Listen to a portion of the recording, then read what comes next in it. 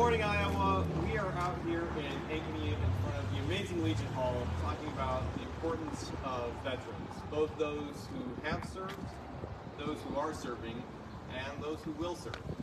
I'm joined by the Commandant, Todd Jacobus, and I'm joined by Dean and Jill Lambert, who are incredible parents and have been amazing supporters of our community.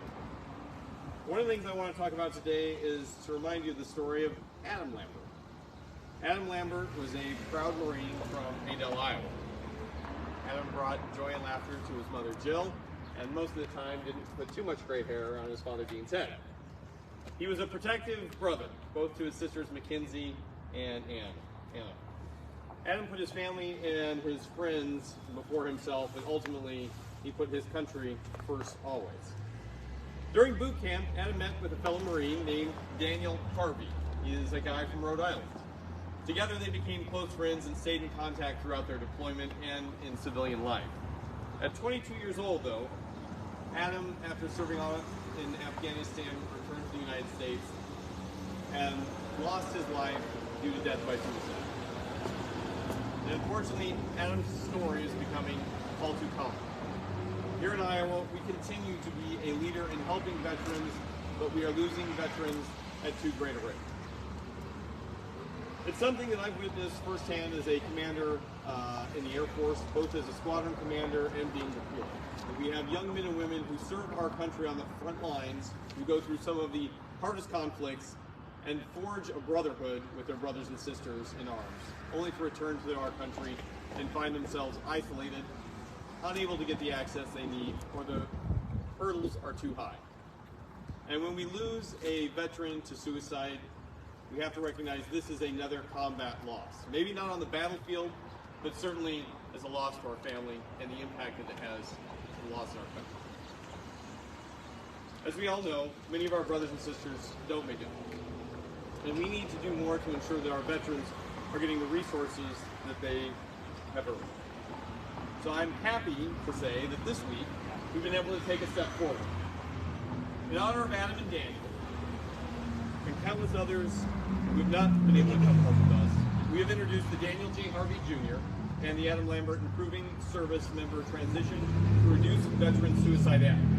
Now this is a bipartisan piece of legislation to make critical improvements to the Transition Assistance Program by providing service members who are returning home with access to mental health resources, more frequent Veterans Administration check-ins, and clear communication about available assistance programs to assist them in their time of need. Because it can't just be the men and women behind me who are part of this community. It takes an entire country to make sure that our combat veterans have the resources they need.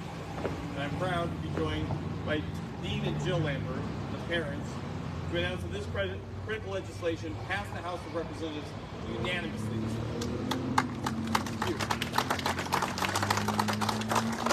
These are the kind of commitments that we can make not only to our servicemen and women, but this is a direct reflection of military members on both sides of the aisle who came forward to move positive legislation forward to help save lives. And so with that, I want to thank Jill and Dean for your work, your leadership, your voice on this, to bring it to my attention.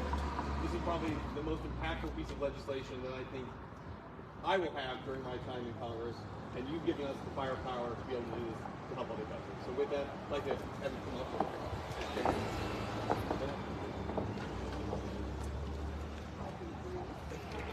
I'm Adam's mom, Jill Lambert, and I was just reminiscing the other day about how we got here, and it takes a village.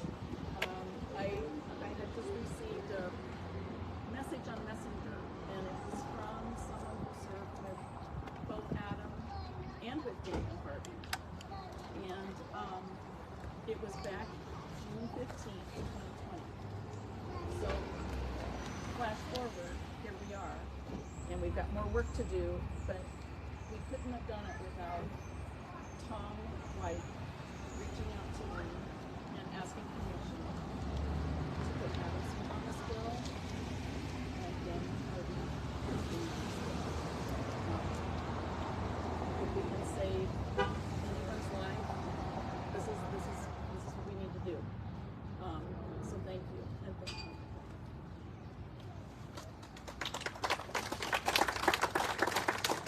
I just have a message that this is a pilot program that is added to the Transition Assistance Program through the Veterans Affairs. And this is just the beginning. Having the program doesn't do anything unless veterans know about this program when they come back. The fact is that I guess I would ask you to imagine yourselves being in a group of men and women that you train with, that you fight with, you experience the worst of times, which ends up in your memory being the best of times. And then when you go home, you may not feel that connection to those people. Your friends have moved on, maybe gotten married, and all of a sudden this support network breaks down, and the worst of times start feeling pretty bad, and you don't feel like you have anybody to turn to. What you did in the military definitely can translate over to something in the civilian life. That's the big pitch for joining the military. You know, you go do some adventures, you get some training, you have something you can do in life. But when you feel bad and when you've lost all those connections and you have terrible memories and you can't think or operate, all of a sudden there's no possibilities. And this pilot program is a suicide prevention focused component to TAP.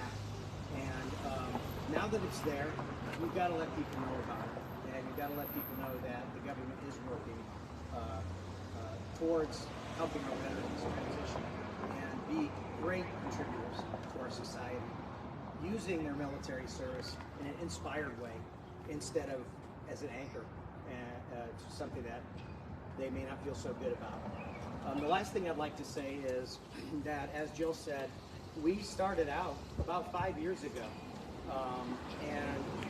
It not only takes a village, but I like to say for Congressman Nunn and all of the people who supported this vigorously, all of the committee members, all the different committees, this is the way our government should work.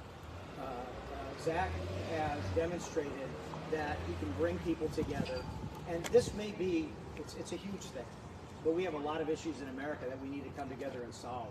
And the fact of the matter is people like Congressman Zach Nunn is leading the way, modeling the way in how to get people from across the aisle to see that there's a problem that needs to be solved, to talk about the why, and to get it done.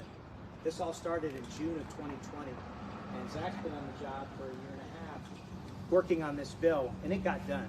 And that's what we want in our government. So thank you very much for your inspired leadership.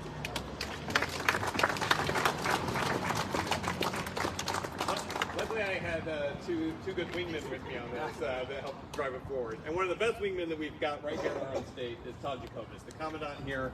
You know, as veterans, we look to you, and you have delivered time and time again. Brother, thank you very much for coming out and helping lead this charge. Yep. Yes.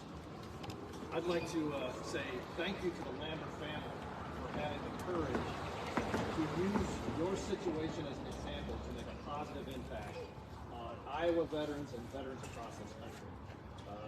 There's many families that have endured what you're enduring, and your efforts are going to have a direct impact to prevent that happening to other family members.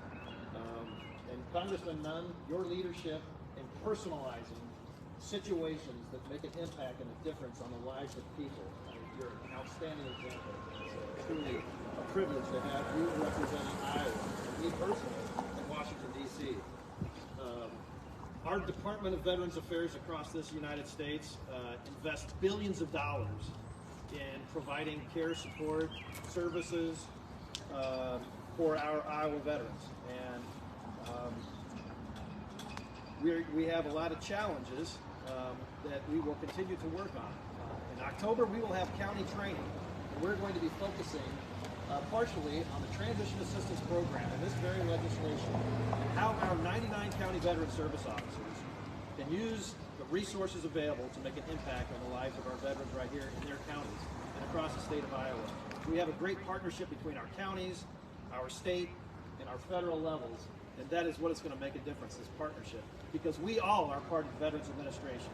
We all can make an impact, and the people that you see standing back here, the American Legion and our service organizations, are part of that team and that network to help do that very thing.